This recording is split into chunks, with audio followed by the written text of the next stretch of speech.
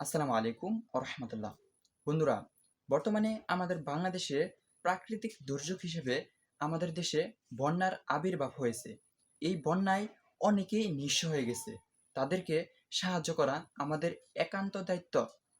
আমরা মিডিয়ার মাধ্যমে অনেকেই দেখতে পাচ্ছি যাদের গৃহপালিত পশু একেবারে বন্যায় ভেসে যাচ্ছে, যাদের ঘরবাড়ি একেবারে বন্যায় ভেসে যাচ্ছে এবং তারা একেবারে নিঃস্ব হয়ে গেছে।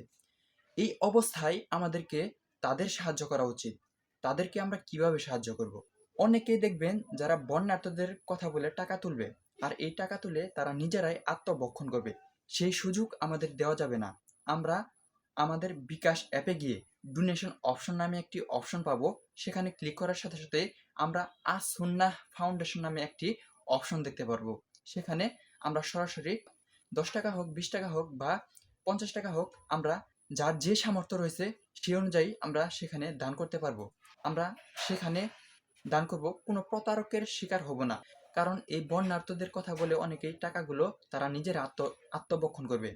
তাদের সুযোগ দেওয়া যাবে না। আপনারা সরাসরি বিকাশ অ্যাপে গিয়ে আসন্না ফাউন্ডেশনের মাধ্যমে টাকাগুলো জমা দিবেন।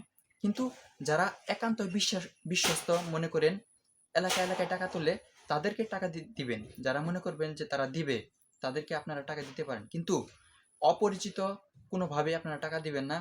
তারা নিজেরাই সে টাকা তুলে আত্মভক্ষণ করবে। সকলে বিকাশ অ্যাপের মাধ্যমেই নিরাপদ উপায়ে আপনারা টাকাটা প্রদান করুন। সকলকেই আল্লাহ তাআলা ভালো রাখুক, সুস্থ রাখুক। আসসালামু আলাইকুম ওয়া রাহমাতুল্লাহ।